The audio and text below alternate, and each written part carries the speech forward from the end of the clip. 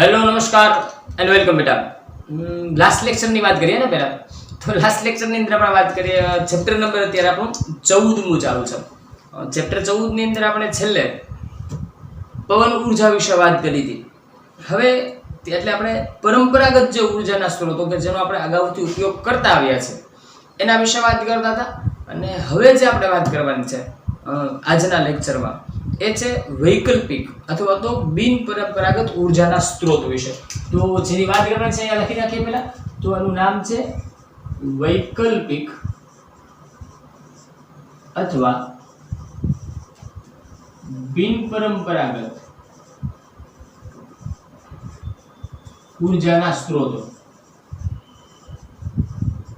વૈકલ્પિક અથવા બિન પરંપરાગત ઊર્જાના સ્ત્રોતો આ મુદ્દા વિશે આપણે ચર્ચા કરીશું। ઓકે, તો આપણે જે વાત કરીએ છીએ તે વૈકલ્પિક અથવા તો બિન પરંપરાગત ઊર્જાના સ્ત્રોતોની, તો એની અંદર આપણે જુદા જુદા ઊર્જાના સ્ત્રોતો વિશે વાત કરશું।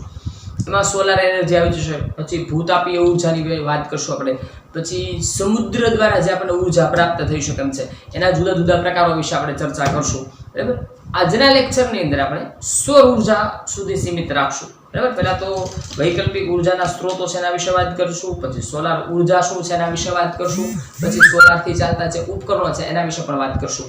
1 મિનિટ હોલ્ડ કરજો બેટા, ફોનને સાયલેન્ટ કરવાનો બાકી રહી ગયો છે એટલા માટે વચ્ચે કંઈક ડિસ્ટર્બન્સ આવ્યું। ચલો એને એક વખત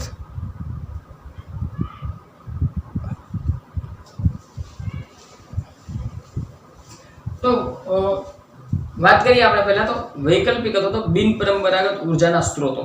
તો પહેલા તો આની જરૂરિયાત શા માટે પડી, ખબર ને? વૈકલ્પિક અથવા બિન પરંપરાગત ઊર્જાનો સ્ત્રોતો, પરંપરાગતથી આપણે બિન પરંપરાગત ઊર્જાના સ્ત્રોતો તરફ શા માટે ગયા? તો સૌથી પહેલી વાત એ છે કે નંબર 1 સૌથી પહેલો પ્રશ્ન કે દિવસે ને દિવસે ઊર્જાની માંગ વધતી જાય છે। બરાબર, ઊર્જાની માંગ ખૂબ જ પ્રમાણમાં વધી રહી છે। હવે પુષ્કળ પ્રમાણમાં જ્યારે ઊર્જાની માંગ વધતી હોય તો એ ઊર્જાની માંગને પહોંચી વળવા માટે એટલી માત્રામાં ઊર્જા આપણી પાસે હોવી જરૂરી છે। ઓકે, બીજી વસ્તુ કે જે ઊર્જા આપણે મેળવીએ છીએ એના સ્ત્રોતો જે છે એ પણ લાંબા સમય માટે અવેલેબલ હોવા જોઈએ। એક સામાન્ય ઉદાહરણ લઈએ એટલે આઈડિયા આવે આપણને। સમજો કે આ જે ઊર્જાના જે જુદા જુદા સ્વરૂપો છે એમાંથી સૌથી વધુ જો આપણે ઊર્જા વાપરતા હોઈએ તો એક વિદ્યુત ઊર્જા છે, અને બીજી વાત કરીએ તો ઉદ્યોગોની અંદર બળતણ તરીકે કોલસાનો આપણે ઊર્જાના સ્ત્રોત તરીકે ઉપયોગ કરીએ છીએ। તો વિદ્યુત ઊર્જા મેળવવામાં કોલસાનો ઉપયોગ થાય છે, નો ડાઉટ બીજા ઘણા બધા પ્રકારે મેળવીએ છીએ આપણે, પણ કોલસા આધારિત જે આપણે તાપ વિદ્યુત મથક વિશે જે આપણે ભણ્યા હતા એમાં જે કોલસા આધારિત પાવર પ્લાન્ટ છે, આવા થર્મલ પાવર પ્લાન્ટ એ ખૂબ મોટા પ્રમાણમાં છે। તો હવે વિદ્યુત ઊર્જા મેળવવા માટે અને ઉદ્યોગોને પોતાના ઊર્જા મેળવવા માટે કોલસો છે એ મુખ્ય ઊર્જાનો સ્ત્રોત બને છે। હવે વિચારો કે જો આ જ દરે જે દરે અત્યારે આપણે ઊર્જા વાપરીએ છીએ એ જ દરે જો આપણે ઊર્જા વાપરતા રહીશું તો કોલસો એવી વસ્તુ છે કે જે નજીકના ભવિષ્યમાં તૈયાર થવાનો નથી, એ અશ્મિ બળતણ છે, તમે બધા જાણો છો એના વિશે। તો એ ધીમે ધીમે ખૂટી જશે। તો માની લો કે એક વખત આ કોલસો ખાલી થઈ જાય પછી શું? તો પછી શું એ જ્યારે પ્રશ્ન આવે ત્યારે આપણે નવા વિકલ્પો તરફ આપણી બુદ્ધિ દોડાવતા હોઈએ છીએ, અને એ વિકલ્પો જે છે એ વિકલ્પો કયા કયા છે એ વિકલ્પોની આપણે ચર્ચા કરવી છે। નામે જો આપણે એવું છે વૈકલ્પિક અથવા તો બિન પરંપરાગત। બરાબર, એટલે આ વૈકલ્પિક ઊર્જાના સ્ત્રોતોની જરૂરિયાત, એક તો ઊર્જાની માંગ વધતી જાય છે અને જે ઊર્જાના સ્ત્રોતોને આપણે વાપરીએ છીએ એમાંથી મોટાભાગના અશ્મિ બળતણો છે, તો એ નજીકના ભવિષ્યમાં ખૂટી જાય એમ છે। તો આ બધી પરિસ્થિતિનો સામનો કરવા માટે આપણે કંઈક નવા ઊર્જાના સ્ત્રોતો તરફ નજર દોડાવવી જરૂરી બને છે। તમે વિચારજો, અને તમને સરસ મજાની પ્રવૃત્તિઓ ટેક્સ્ટ બુકની અંદર આપી છે, બહુ મજાના પ્રશ્નો તમને આપ્યા છે। એમાં એમ કીધું છે કે તમારા દાદા દાદી હોય તો એમને પ્રશ્નો પૂછજો, આ પ્રશ્નો કીધા છે। જો એ ત્યારની લાઈફમાં ને આપણી અત્યારની લાઈફમાં શું ફેર છે, ઊર્જાના ઉપયોગમાં કેટલો તફાવત આવ્યો છે એ સમજાવે છે। ભલે પ્રશ્નો બહુ સાદા છે, એમાં એમ કીધું કે તમારા દાદા દાદીને વડીલોને પ્રશ્નો પૂછજો શું કે તેઓ કેવી રીતે શાળાએ જતા હતા, ચાલતા। પેદલ જવાનું ચાલતા ચાલતા, હે ને. પછી સાયકલ તો બહુ દૂરની વસ્તુ છે બેટા, સાયકલ તો જોયા જ નહોતી. આપણા વડીલોની વાત કરું છું, અમારા વખતે સાયકલ હતી, પણ દાદા દાદી તમારા એટલે લગભગ મારા મમ્મી પપ્પાની ઉંમરના વ્યક્તિઓ થાય તો જે લગભગ 60 વર્ષ ઉપરની ઉંમરના જે અત્યારના લોકો છે, 55, 55, 60, 65 વર્ષની ઉંમરના લોકો, એમને પૂછજો કેવી રીતે જતા હતા શાળાએ, બરાબર. પછી એવું બીજો પ્રશ્ન આપો છે કે એ લોકો જ્યારે યુવાન હતા ત્યારે પીવાનું પાણી કેવી રીતે મેળવતા હતા? તો ગામડાઓમાં કેવી વ્યવસ્થા હતી? આપણે ત્યાં ગામડાઓની વ્યવસ્થાની જો વાત કરીએ આપણે, તો ગામડાની અંદર એક જગ્યાએ વ્યવસ્થા હોય ગ્રામ પંચાયત દ્વારા કરેલી, કે ત્યાં આગળ જાય લોકો, આખા ગામના મહિલાઓ, ખાસ કરીને મોટા ભાગે મહિલાઓ ઉપર આ કામ રહેતું. સ્ત્રીઓ છે ત્યાં જાય અને એ પાણી ત્યાંથી બેડા લઈ લઈને, પેલી એક હાંડો અને ઉપર એક ગાગર હોય, બરાબર ને, બેડું લઈને પાણી લે, ભરવા જવાનું. આખા ઘરનું જે જરૂરિયાત પૂરતું પાણી ત્યાંથી ભરીને ઘરે લઈ આવવાનું. કલ્પના કરજો, જો આ પરિસ્થિતિ હતી જ. તમારા વડીલોને પૂછજો. ત્રીજી વાત, ત્યારે મનોરંજનના સાધનો કેવા હતા? તો મનોરંજનના સાધનોમાં શું? ટીવી નહોતા એટલા બધા, એટલા બધા ટીવી નહોતા ત્યારે. અત્યારે ભરમાર થઈ ગઈ છે ટીવીની ને તમારા મોબાઈલની, આ બધું કાંઈ હતું જ નહીં ત્યારે. મનોરંજનના સાધનો સીમિત હતા, બરાબર. તહેવારો નિમિત્તે ને પછી ક્યારેક એવું થાય કે નવરાત્રિ હોય તો ગામડામાં ભવાઈ થતી હોય ને, એ બધા મનોરંજનના સાધનો હતા. એની સિવાય ઘણી વખત બહારથી કોઈ એવા કલાકારો આવે ને એ લોકો ત્યાં આગળ કંઈક નાટક મંડળી લઈને આવ્યા હતા, બધા મનોરંજનના સાધનો, બરાબર. એની સિવાય આ બધી પરિસ્થિતિની જો તમે કલ્પના કરો ત્યારની, તો તમે જો એ લોકોની ઉર્જાની જરૂરિયાત ઓછી હતી. એની કમ્પેરમાં આપણો વિચાર કરો કે આજે આપણે શાળાએ કેવી રીતે જઈએ છીએ. તો નાના બાળકો હશે તો એના માટે વાહનની વ્યવસ્થા હોય, રિક્ષા છેક આપણા દરવાજે આવીને બાળક હોય નાનકડું એવું બાલ મંદિરમાં ભણતું હોય, બરાબર ને, કેજીમાં હોય કે અરે એની ક્યાં વાત, તો પ્લે હાઉસના બાળકો છે, બરાબર. તો આપણે ત્યાં વ્યવસ્થા હોય કે એક વાહન આવે, આવીને બાળકોને લઈ જાય, પછી સ્કૂલ કે એનું બાલ મંદિર કે સ્કૂલ કે પૂરી થાય પછી ઘરના દરવાજા સુધી ઉતારી જાય. તો શું થયું છે? એ એમને થોડી ના ચાલે છે વાહનો, એના માટે ઉર્જાનો ઉપયોગ થાય છે, બરાબર. 5મા, 6ઠા, 7મા ધોરણના બાળકો સાયકલ લઈને શાળાએ જતા હોય છે, બરાબર. અને હવે તો ખાસ કરીને જો કોલેજના બાળકોની વાત કરું તો બાઇક સિવાય તો જતા નથી, સ્કૂટર અથવા તો બાઇક તો જોઈએ જ. તો આ ઉર્જાની કેટલી વપરાશ વધી છે. આજથી વર્ષો પહેલાં ગામડાની અંદર લાઇટો જ નહોતી, બરાબર. આજથી મને યાદ છે કે અમે જ્યારે યાદ છે કે દરરોજ લગભગ 2-1 કલાક તો વીજળી ગુલ થઈ જ હોય, એવા સમયો હતા જ. 2-3 કલાક, 4 કલાક વીજળી જાય પછી ક્યારે આવી નક્કી નહીં. અત્યારે આપણા ગામડાઓની અંદર પણ 24 અવર્સ 24 કલાક વીજળી પ્રાપ્ત છે. જો આ વ્યવસ્થાઓ છે, આપણે ઉર્જાની સુવિધાઓ વધી છે તો આપણે ઉર્જા છે એને વાપરતા પણ એટલા બધા થયા છે. તો આ બધી બાબતો છે. આ ઉર્જાના સ્ત્રોતો જે છે એની માંગ વધતી જાય છે અને સામે એના સ્ત્રોતો છે મર્યાદિત છે. એટલા માટે આપણે બીજી તરફ નજર દોડાવવી પડે. એ નજર દોડાવવામાં સૌથી અગત્યનો ઉર્જા સ્ત્રોત પૃથ્વી માટે કોઈ હોય તો એ સૌર ઉર્જા છે. આજે આપણે જેની વાત કરવી છે સૌથી પહેલાં સત્સંગત છે ભાઈ આજના લેક્ચરમાં. તો આપણે જેની વાત કરવાના છે કોણ છે બેટા? સૌર ઉર્જા. વાત કરીએ છીએ આપણે સૌર ઉર્જાની, બરાબર.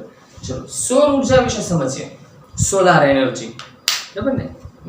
લગભગ છેલ્લા 5 અબજ વર્ષથી આપણો જે સૂર્ય છે છેલ્લા 5 અબજ વર્ષથી અત્યારે જેવી ઉર્જા ઉત્સર્જિત કરે છે એવી ઉર્જા ઉત્સર્જિત કરી રહ્યો છે. કેટલા? છેલ્લા 5 અબજ વર્ષથી. અને હજુ પણ આવતા 5 અબજ વર્ષ સુધી આ સૂર્ય આ જ દરે ઉર્જાને ઉત્સર્જન કરતો રહેશે. ઓકે, તો એનો અર્થ એવો થાય કે 5 અબજ વર્ષ સુધી સૂર્યની ઉર્જા આપણને મફતમાં પ્રાપ્ત થવાની છે, કોઈ પણ જાતના ખર્ચ વગર, બરાબર. એને મેળવવા માટે કંઈ આપણે કોઈ ઇક્વિપમેન્ટની જરૂર નથી પડતી, બરાબર. કોલસો બન્યો છે તો કોલસાને ખાણમાંથી બહાર કાઢવો પડશે, તો એના માટે કેટલા બધા સાધનો અને આ અને તેને ઘણું બધું જોઈએ, બરાબર. ત્યાંથી ખોદવા માટે, ખોદીને બહાર લાવવા માટે અને ઉપયોગ કરવા માટે ઘણા બધા સાધનો. આ તો સીધો જ મળે છે.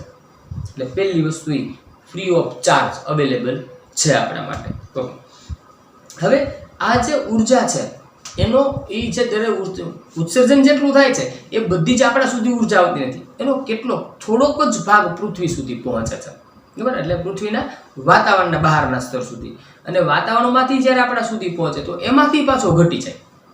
એટલે આપણા સુધી જે પહોંચે છે એ સૂર્યની ખૂબ જ ઓછી ઉર્જા આપણા સુધી પહોંચે છે. અહીંયા તમારી ટેક્સ્ટ બુકની અંદર એક સરસ મજાનું કોષ્ટક વચ્ચે આપ્યું છે. તો કોષ્ટકની અંદર આ બધી માહિતીઓ છે, જો આંકડાઓ છે, તમને સમજવામાં બહુ મજા આવશે એવા આંકડાઓ છે.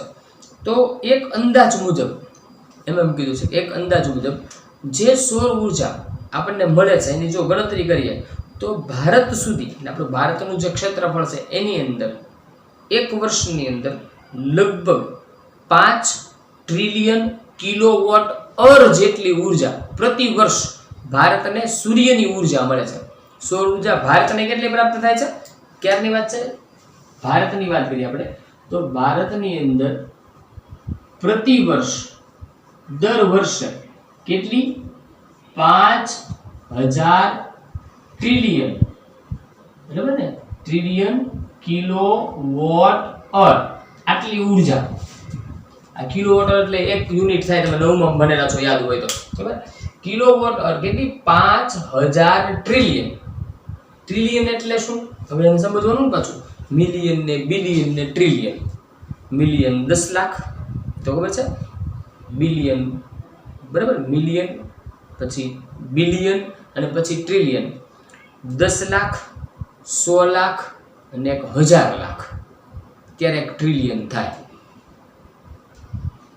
એવા કેટલા ટ્રિલિયન?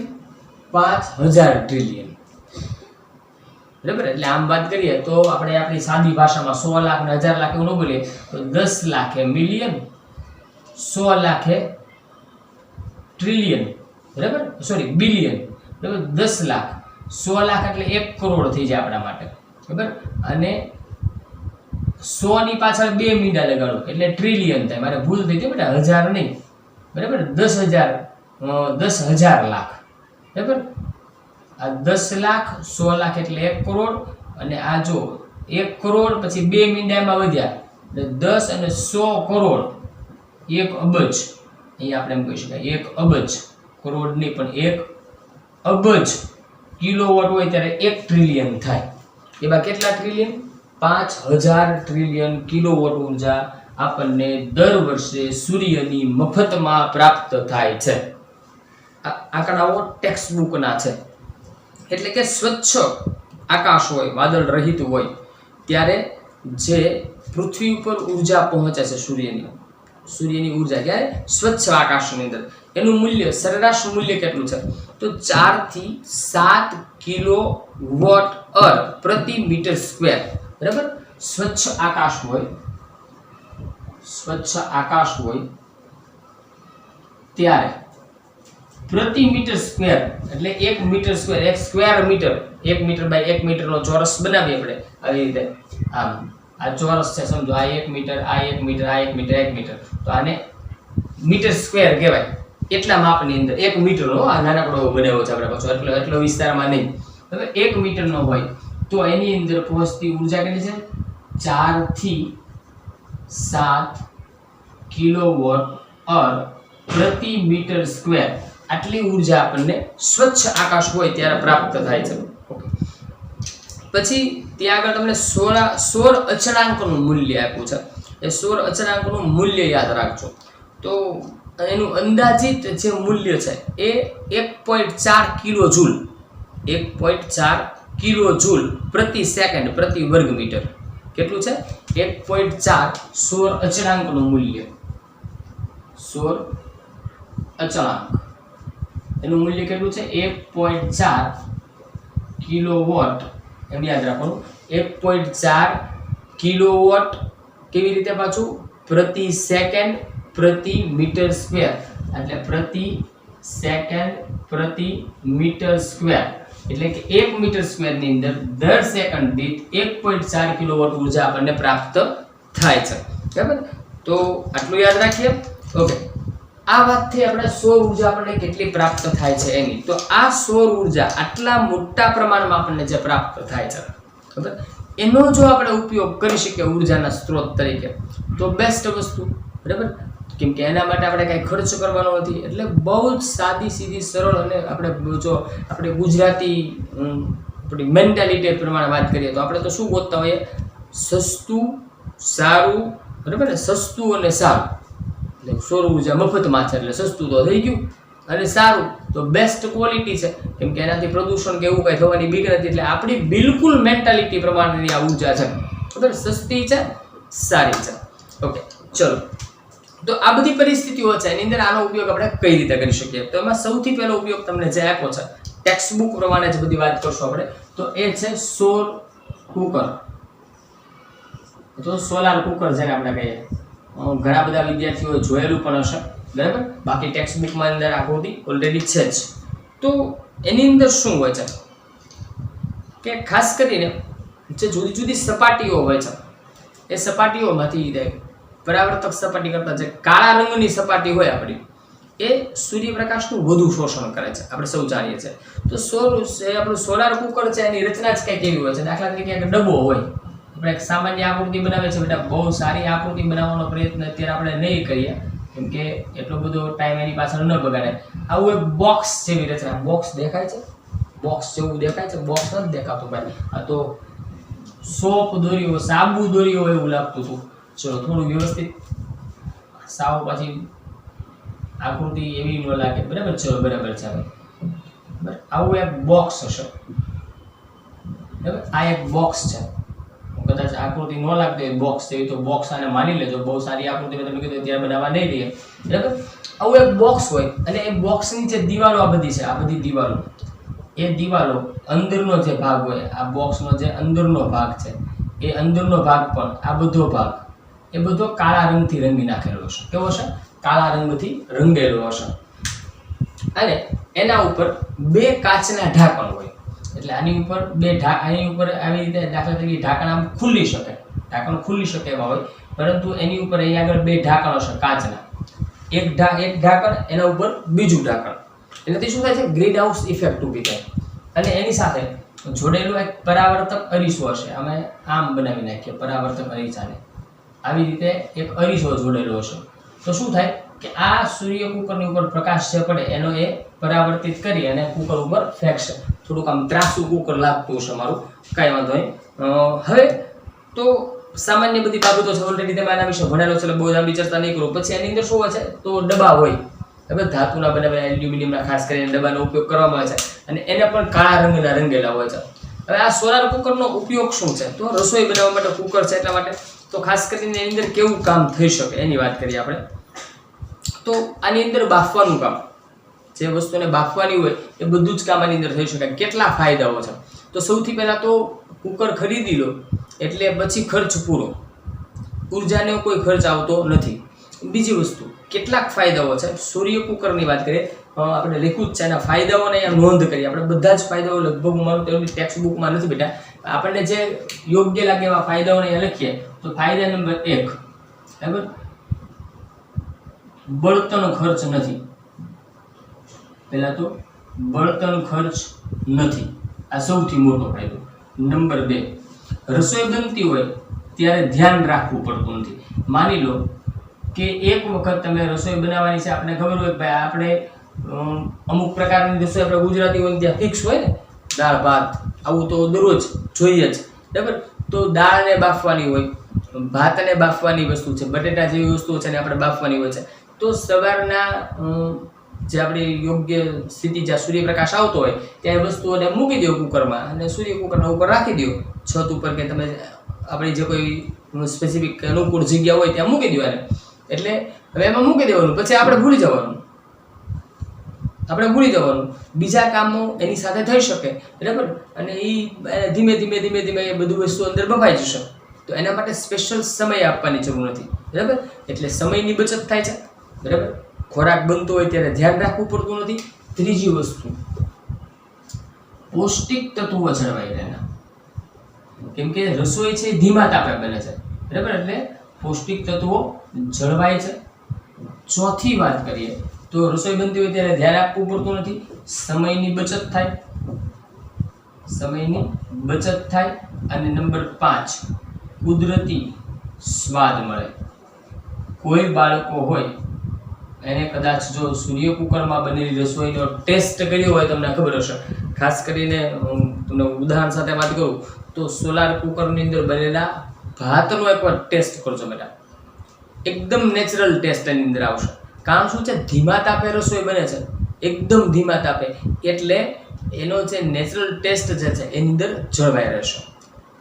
જો ફાયદાઓ છે, સામે કેટલીક મર્યાદાઓ પણ હોવાની. તો સૌથી મોટી મર્યાદા એક તો રસોઈ ખૂબ જ ધીમી બને છે, એટલે ઝડપી કોઈ રસોઈ બનાવવાની થઈ હોય તમે એનો ઉપયોગ કરી શકતા નથી. અને નંબર 2, વાદળછાયા વાતાવરણમાં એનો ઉપયોગ થઈ શકતો નથી, એટલે ચોમાસામાં ન ચાલે. પણ ચોમાસાની અંદર ન ચાલે તો જવા દો, બાકીના સમયની અંદર તમે સરસ રીતે અંદર રસોઈ બનાવી શકો. એના માટે તમારે 1 પણ રૂપિયાની ઉર્જાનો ખર્ચ આવતો નથી. બેસ્ટ વસ્તુ છે, બરાબર. ચલો પછીની વાત કરીએ, બીજું ઉપકરણ. એના વિશેની બહુ લાંબી ચર્ચા નથી, પણ એની અંદર ખાસ કરીને એક બોક્સ છે ને, એમાં તમને ખાલી નામ આપ્યું છે, પણ આપણે એની વાત કરી દઈએ સાથે. તો એનો ઉપયોગ આપણે વધુ કરીએ છીએ, એટલે હું એને લઉં છું. એ છે સોલાર વોટર હીટર. આજના સમયમાં ખૂબ જ એ ટ્રેન્ડમાં છે, બરાબર ને. આપણે એનો ઉપયોગ કરીએ છીએ, ભલે ટેક્સ્ટબુકના ભાગ રૂપે નથી, પણ આપણે એને યાદ કરવું જરૂરી છે. તો સોલાર વોટર હીટર છે, એના વિશે તમે જાણો છો કે આપણે સોલાર વોટર હીટર છે ને છત ઉપર ફિટ કરી દઈએ, પછી એક વખત ફિટ થઈ જાય એટલે એમાંથી આપણને પાણી ગરમ મળ્યા જ કરવાનું છે, અને 24 કલાક 24/7 પાણી મળે છે. તો એવું નથી કે રાત્રે સૂર્યપ્રકાશ ન હોય તો ન મળે. જે લોકો નહીં વાપરતો એના માટે વાત છે, જે વાપરે છે તો ખબર જ છે, બરાબર. તો સોલાર વોટર પાણી ગરમ કરવા માટે. અને સૌથી બેસ્ટ વસ્તુ જો અત્યારે આપણે જેની વાત કરવી છે એ છે બેટા સોલાર સેલ, જેના વિશે તમારી ટેક્સ્ટબુકમાં પણ સરસ રીતે માહિતી આપેલી છે, બરાબર. એને આપણે સમજીએ આવે છે સોલાર સેલ. તો દિવસ દરમિયાન આ બધા ઉપકરણો છે એ સરસ રીતે કામ કરી શકે. આ બધા ઉપકરણો છે, સૂર્ય હોય તો આ બધા ઉપકરણો કામ કરશે, બરાબર, સૂર્યની હાજરીમાં કામ કરશે. પણ એવા ઉપયોગી ઉપકરણો છે કે સૂર્યપ્રકાશની હાજરીમાં જ થાય. તો આ સૂર્ય ઊર્જાનો ઉપયોગ રાત્રે કરવો હોય તો એના માટે બેસ્ટ રસ્તો કે આ સૂર્ય ઊર્જા છે એને આપણે કોઈ બીજા સ્વરૂપમાં ટ્રાન્સફર કરી નાખીએ તો એનો ઉપયોગ આપણે ધારીએ ત્યારે કરી શકીએ. અમે ખાસ કરીને એવું ઊર્જાનું સ્વરૂપ હોય તો એ વિદ્યુત ઊર્જા છે, કેમ કે વિદ્યુત ઊર્જાનો આપણે અનેક રીતે ઉપયોગ કરીએ છીએ, બરાબર. તો અહીંયા આગળ એ કામ કોણ કરે છે? Solar cell. સોલાર સેલ જે છે એને ચોક્કસ રીતે સૂર્યની સામે રાખવામાં આવે. તમે જોયું હશે કે અત્યારે તો સોલાર સેલનો બહુ ટ્રેન્ડ છે, કે હવે બહુ એવું નથી રહ્યું સોલાર સેલ બધા માટે નવું હોય, કે હવે તો આપણે ઘરે ઘરે સોલાર સેલની પેનલ ફિટ થાય છે, તમે બધાએ જોયો છે. એટલે આપણે એની મુખ્ય મુદ્દાઓ છે એની ચર્ચા કરશું, બરાબર, કેવું હોય છે અને શું છે, ને એની કંઈ મારે તમને માહિતી આપવાની જરૂર નથી.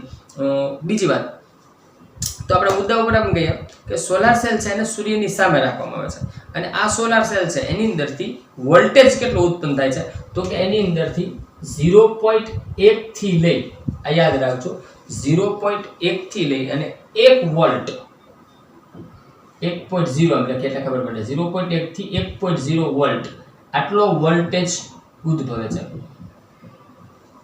અરે યાર, આટલો વોલ્ટેજ ઉદ્ભવે છે, બરાબર. અને સરેરાશ જો વાત કરીએ તો સરેરાશ મૂલ્ય પણ આપણને આપ્યું છે એટલે એ લખવું જરૂરી છે. 0.7 વોલ્ટ આટલી ઉર્જા એક સોલાર સેલમાંથી ઉત્પન્ન થાય. કેટલામાંથી? વોટ, હો ભાઈ, અહીંયા વોટ. આટલી ઉર્જા સરેરાશ એની ઉત્પન્ન થતી હોય છે. વોલ્ટેજ કેટલો છે? 0.1 થી 1 વોલ્ટ, અને એનો ઉર્જા જે છે કેટલી છે? 0.7 વોટ. વોલ્ટ અને વોટમાં ફેર આપણે આગળ ચેપ્ટર ભણશું ત્યારે વધારે મને તમને ચર્ચા કરીશ. આ વોટ છે બેટા અને આ વોલ્ટેજ છે. વોટ છે એ 9માં તમારે આવતું હતું, ખર્ચાતી ઉર્જાનું મૂલ્ય દર્શાવે છે. એટલે યાર એમાંથી કેટલી ઉર્જા ઉત્પન્ન થાય છે એનું આ મૂલ્ય છે, અને આ વોલ્ટેજ દર્શાવે છે. બે છેડા વચ્ચેનો વિદ્યુત સ્થિતિમાનનો તફાવત છે. એને આપણે ચેપ્ટર આગળ જ્યારે ફિઝિક્સનું ભણશું ત્યારે વધારે એની ચર્ચા આપણે કરશું, બરાબર. પણ આ યાદ રાખવાનું છે. ઓકે, તો આની અંદર તમે જોયું શું તો વોલ્ટેજ ખૂબ જ ઓછો મળે છે. 0.7 વોટ જેટલી ઉર્જા ઉત્પન્ન થાય છે, અને વોલ્ટેજ એનો કેટલો છે તો 0.1 થી લઈ અને 1 વોલ્ટ વોલ્ટેજ જેટલી એમાંથી ઉર્જા એટલો વિદ્યુત સ્થિતિમાનનો તફાવત ઉદ્ભવે છે. તો એટલા કાંઈ ઓછા ઉર્જાના મૂલ્યમાં આપણે આપણા ઉપકરણો ન ચલાવી શકીએ. એટલા માટે શું કરવામાં આવે છે, આવા જે સોલાર સેલ છે એની એક હારમાળા સર્જવામાં આવે છે. અને જે હારમાળા છે એને આપણે સોલાર સેલ પેનલ તરીકે ઓળખીએ છીએ. જે આપણે અત્યારે છત ઉપર જે લગાડીએ છીએ આપણે એ શું છે, સોલાર પેનલ બોલીએ છીએ આપણે એને, બરાબર. કેમ કે એમાં સોલાર સેલની હારમાળા હોય છે અને એના દ્વારા ખૂબ મોટો વોલ્ટેજ મેળવી શકાય છે. જો વાત કરીએ આપણે સોલાર સેલની, તો આપણા ગુજરાતની વાત કરીએ, કેટલાક આંકડાઓ છે ટેક્સ્ટ બુક બહાર જાઉં છું હવે આપણે, કેમ કે એ વસ્તુ એવી છે કે આપણે જે પ્રગતિ કરી છે એની મારે તમને નોંધ આપવી જરૂરી છે. આપણને ખબર હોવી જોઈએ કે આપણે કયા લેવલ સુધી પહોંચ્યા છે આ બધી વસ્તુઓમાં. બહુ વાત કરું તમને તો આપણા માટે ગર્વની બાબત છે, ગર્વ કરી શકાય એવા બધા આંકડાઓ આપણી સમક્ષ ઉપલબ્ધ છે. ખાસ કરીને વાત કરીએ તો 10 જુલાઈ 2020ની વાત છે. 10 જુલાઈ 2020 રિસેન્ટલી હમણાં જ રેવા ડિસ્ટ્રિક્ટ મધ્યપ્રદેશ, ક્યારે 10 જુલાઈ, કેટલો સમય થયો તમારી રીતે ગણી લેજો. 10 જુલાઈ 2020 કઈ જગ્યાએ, રેવા ડિસ્ટ્રિક્ટ એટલે જિલ્લો, રેવા ડિસ્ટ્રિક્ટ મધ્યપ્રદેશ MP.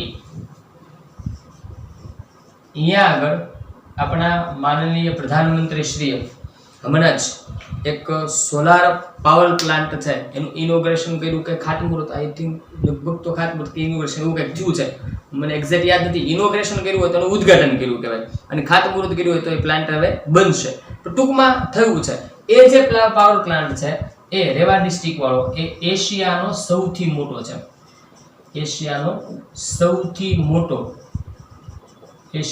સૌથી મોટો સોલાર પાવર પ્લાન્ટ છે.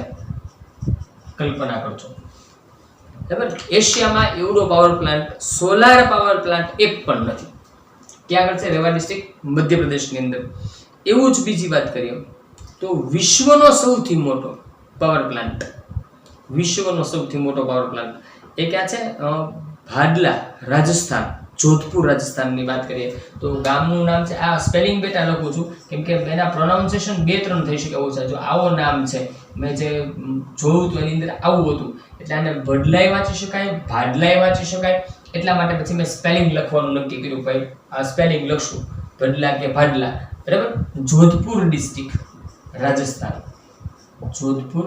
રાજસ્થાનની વાત છે અને એ વિશ્વનો સૌથી મોટો સોલાર પાવર પ્લાન્ટ છે. વિશ્વનો સૌથી મોટો, બરાબર.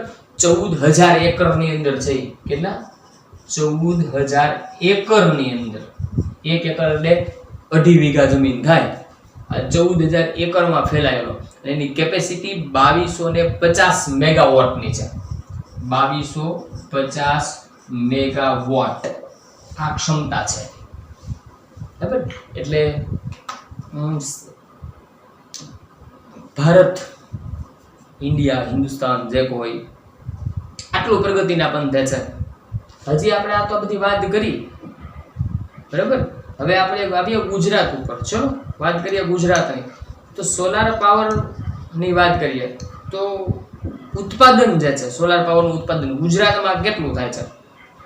અત્યારે આ બધા પ્લાન્ટ જે છે એ ઉત્પાદનની દ્રષ્ટિએ આ ક્યારના આંકડાઓ છું, તારીખ ભૂલી ગયો છું, પણ સોલાર પાવર પ્લાન્ટની અંદર 468.9 મેગાવોટ ગુજરાતની અંદર. કેટલું? ગુજરાતમાં 468.9, હા 468.9 મેગાવોટ આટલું ઉત્પાદન ગુજરાતમાં સોલાર પાવરનું થાય છે. હવે આ આંકડાઓ છે જૂના પાકું છે પણ ક્યારના છે ભૂલાઈ ગયું છે મને. જૂના એટલે કદાચ 1-2 વર્ષ પહેલાના આંકડાઓ હશે, તો એ પછી પાછી ઘણી બધી પ્રગતિ થઈ છે.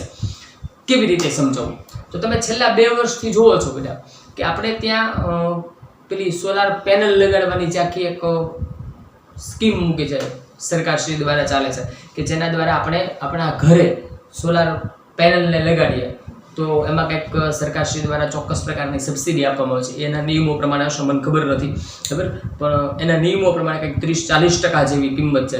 એટલે એનો અર્થ એવો થાય કે જો માની લો કે સોલાર પેનલ છે એ માની લો 1 લાખ રૂપિયાની આપણે ઉધારીઓ ધારો કે છે, માની લો 1 લાખ રૂપિયાની સોલાર પેનલ હોય, જો સરકાર પેનલ આપણે 30% સબસિડી આપતી હોય તો એ આપણને 70,000 30,000 બાદ થઈ જાય તો એ આપણને 70,000 માં પડે, અને માની લો 40% આપતા હોય તો એ 60,000 માં થાય, બરાબર. એટલે આવું 1 લાખ રૂપિયાની વસ્તુ કાં તો 70 કે 60,000 માં આપણને સરકાર આપે છે. આટલા બધા પૈસા ઓછા કરીને આપે છે, બરાબર. બીજો ફાયદો શું એનો? તો એની વ્યવસ્થા શું છે કે એ સોલાર પેનલ તમારા ઘરે લાગે એટલે તમે વીજળીની દ્રષ્ટિએ લગભગ ઓલમોસ્ટ, જો આપણે એક સારું નાનકડું એવું મકાન હોય આપણું 2 BHK જેવું, બરાબર, અને આપણે સામાન્ય ઉપકરણો બધા વાપરતા હોઈએ તો આપણે વીજળીની દ્રષ્ટિએ સ્વાવલંબી બની છીએ. આપણી વાત કરીએ, આપણું ફેમિલી સ્વાવલંબી બની જાય. તો તમારે પછી જે વીજળી ઉત્પન્ન એમાં ખરેખર વ્યવસ્થા એવી હોય છે કે સોલાર પેનલ લગાડો એટલે જે વીજ કંપનીવાળા લોકો છે 2 મીટર હોય, તમે 1 મીટર તો હતું જ, 9 મીટર એક આવશે. જે ઉત્પાદન થાય છે વીજળીનું એ સીધું ક્યાં જશે? પાવર ગ્રીડમાં, એટલે કે જે પાવર કંપની છે એમાં એ જમા થશે, અને જે તમે વાપરો છો એનું એક જુદું મીટર હોય, ઉત્પન્ન થાય એનું એક જુદું મીટર હોય. 2 મહિનાના અંદર જે આપણે બિલ આવતું હોય છે એની અંદર બંને તમારા ઉત્પન્ન થયેલા યુનિટ અને વપરાયેલા યુનિટ એ બંનેનો હિસાબ કરવામાં આવે, જે એનો તફાવત હોય એ તમને બિલ સ્વરૂપે આપવામાં આવે. જો તમે વધુ વાપર્યું છે તો થોડું ઘણું બિલ આવે, અને જો એના ઉત્પાદન વધુ થયું હોય અને ઓછું વાપર્યું હોય તમે, એ જે ઉત્પાદન થયું છે એના પૈસા, એના કારણે તમે વપરાશ કર્યો છે એના પૈસા જો ઓછા હોય તો એ રકમ તમારી વીજ કંપનીમાં જમા થશે. આવી વ્યવસ્થા છે અત્યારે, અને એના કારણે તમે જુઓ ખાસ કરીને શહેરોની અંદર તો હવે જે રૂફટોપ જેને આપણે કહીએ છીએ, જે સોલાર પેનલ એ પુષ્કળ પ્રમાણમાં લગાડવામાં છે, ને થવું જ જોઈએ. કેમ કે પહેલી વાત તો એ છે કે એનાથી પહેલા નંબર 1 સૌથી પહેલો ફાયદો જે તે વ્યક્તિને ખિસ્સાને ફાયદો થાય ને ભાઈ, કે આપણો ખર્ચ ઘટે છે, બરાબર. વન ટાઈમ ઇન્વેસ્ટમેન્ટ છે, અને આમાં તો કંઈક કેટલી બધી તો સરકાર જે તે કંપનીઓ ફિટ કરે છે, કેવડી મોટી તો કંઈક ગેરંટી પણ આપે છે અંદર. તો એક વખત તમે એને ઇન્સ્ટોલ કરી દો પછી લાંબો સમય સુધી ખર્ચ રાખતો નથી. બીજો ફાયદો આનો શું છે? આનો સૌથી મોટો ફાયદો કે બીજો એક મોટો ફાયદો છે કે આની અંદર કોઈ ગતિ કરતા ભાગો નથી. તમે પવન ચક્કી હોય તેમાં ગતિ હોય એટલે એની અંદર કંઈક ચક્રો ને આ તે ઘણું બધા એવા ઇન્સ્ટ્રુમેન્ટ, એની અંદર કેટલા બધા જુદા જુદા યાંત્રિક ભાગો હશે જેને ઘસારો લાગે. આપણે જનરેટર ચલાવીએ, બરાબર, આપણે જળ ઉર્જાની વાત કરીએ તો એમાં જનરેટર ચલાવવું પડે, ટર્બાઇન ચલાવવું પડે, ગતિ કરતા ભાગો છે તો એને ઘસારો લાગશે. સોલાર પેનલમાં તો ઘસારો જ ન લાગે, કેમ કે એમાં કોઈ ગતિ કરતો ભાગ છે જ નહીં. એક વખત ઇન્સ્ટોલ કરો, કામ પૂરું, બરાબર.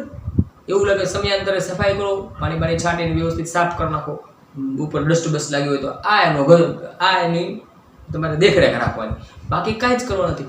ઓટોમેટિક સૂર્યપ્રકાશ આવે અને વીજળી ઉત્પન્ન થાય, બરાબર. એટલે સૌથી મોટો ફાયદો એક વખત ઇન્વેસ્ટમેન્ટ કરો અને સરસ રીતે તમારા ઘરની વીજળી ચાલ્યા કરે. એટલે પહેલાં તો આપણને ફાયદો. ચલો હવે બીજા ફાયદા શું? તો બીજો ફાયદો સૌથી મોટો કોઈને હોય તો એ પર્યાવરણને છે. પર્યાવરણને જબરજસ્ત ફાયદો થાય, કેમ કે એના માટે કોઈ પણ પ્રકારનું પ્રદૂષણ થવાનું નથી એના દ્વારા. નંબર 3 બીજી વાત, સૌથી મોટો આ થાય બધું કામ, એટલે સૌથી મોટો ફાયદો આપણા રાષ્ટ્રને થાય. કેમ કે આપણે એક તો રિન્યુએબલ એનર્જી વાપરતા થઈએ, તો જો માની લો કે આ સરસ મજાનો કાર્યક્રમ ખૂબ સરસ રીતે ચાલે તો એક એવો સમય આવી જાય, માનો કે પુષ્કળ પ્રમાણમાં આપણે સોલાર એનર્જી વાપરતા થઈ જઈએ તો આપણું વાતાવરણ કેટલું શુદ્ધ બને. અને વાતાવરણ શુદ્ધ બને તો ઋતુઓના ફેરફાર ને જે કાંઈ છે ઘણા બધા ફેરફારો એના દ્વારા થઈ શકે. એ પછીની વાત છે, અત્યારે આપણો મુદ્દો છે નહીં, બરાબર, પણ એટલા બધા ફાયદાઓ છે, બરાબર. ચલો વાત કરીએ આની સિવાય આ બધી જે વસ્તુઓ છે એની સિવાયની કેટલીક જે ગેરફાયદાઓ છે એની વાત કરીએ આપણે, બરાબર. તો જ્યારે વાદળછાયું એવું વાતાવરણ હોય ત્યારે પ્રમાણમાં થોડી ઓછી વીજળી ઉત્પન્ન થાય. બીજો સૌથી મોટો ગેરફાયદાની દ્રષ્ટિએ જોઈએ તો સોલાર સેલ છે ને બેટા સિલિકોનમાંથી બને છે, અને આ સિલિકોન પૃથ્વી પર મળે છે પુષ્કળ પ્રમાણમાં, પણ જે સિલિકોન સોલાર સેલ બનાવવા માટે વપરાય છે એનું શુદ્ધિકરણ થોડું ખર્ચાળ છે. બીજી વસ્તુ, સોલાર સેલ છે, 2 સોલાર સેલને જોડવા વચ્ચેના જે સાંધા છે એને કરવા માટે ચાંદી વપરાય છે. એના કારણે એની કોસ્ટ થોડી વધી જાય, એની કિંમત વધી જાય છે, કેમ કે ચાંદીનો ઉપયોગ કરવો પડે છે, જેના કારણે ઉર્જાનો વ્યય ન થાય, એટલા માટે ચાંદી વપરાય છે. તો એના કારણે એની કોસ્ટ વધી જતી હોય છે. ખાસ કરીને આનો ઉપયોગ જો ટેક્સ્ટ બુકમાં તમે કહું છે કે અંતરિયાળ ગામડાઓનો, પર્વતીય વિસ્તારોનો, ટાપુઓ, ત્યાં આગળ આપણે જે નાના નાના ગામડાઓ જ્યાં પરંપરાગત વીજળી પહોંચાડવી મુશ્કેલ હોય ત્યાંનો ઉપયોગ કરી શકાય. પછી આપણા ઉપગ્રહોની અંદર થાય છે, સ્પેસ શટલની અંદર થાય છે, આ બધી જગ્યાએ ઉપયોગ એના થાય છે. એમાં ઘણા બધા તમને સરસ એના ઉદાહરણો આપ્યા છે. એ આજથી ઘણા બધા સમય પહેલાની વાત હતી, કેમ કે આપણી ટેક્સ્ટ બુક છે આઈ થિંક 2013 આજુબાજુની છે. બરાબર, નો ડાઉટ આપણે નવી આવી છે, પણ એનસીઆરટી નો જે સિલેબસ છે ખૂબ જૂનો છે. એટલે ત્યારના શબ્દો છે. અત્યારે તો એની અંદર ઘણા બધા રિવોલ્યુશન એવા છે, આપણે પુષ્કળ પ્રમાણમાં સૌર ઉર્જા વાપરતા થઈ ગયા છે. બરાબર, એટલે અહીંયા છે એટલે મેં તમને એની વાત કરી.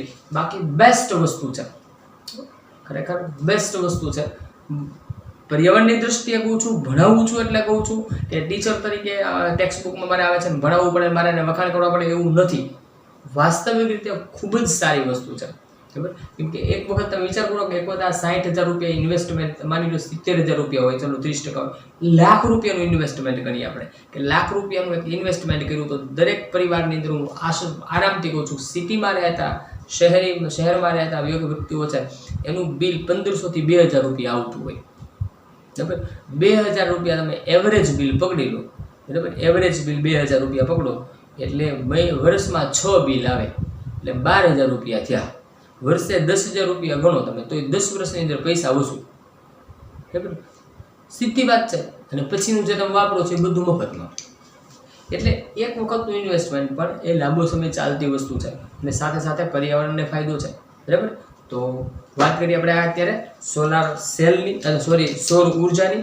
હવે જે આપણે વાત કરવામાં આવે છે એ આવશે સમુદ્રમાંથી મળતી ઉર્જા. બરાબર ને, સમુદ્રમાંથી મળતી ઉર્જા એના જુદા જુદા પ્રકારો વિશે વાત કરશું. ભૂતાપીય ઉર્જાની વાત કરવાની છે આપણે, પછી તો એની વાત કરશું. ન્યુક્લિયર ઉર્જાની વાત કરવાની છે, એની વાત કરશું. તો પાછા નવા લેક્ચરની અંદર, અત્યારે તો નહીં જ. બરાબર, તો નવા લેક્ચરમાં પાછા જલ્દી મળીએ. ત્યાં સુધી આવજો. Take care of your self. Thank you very much.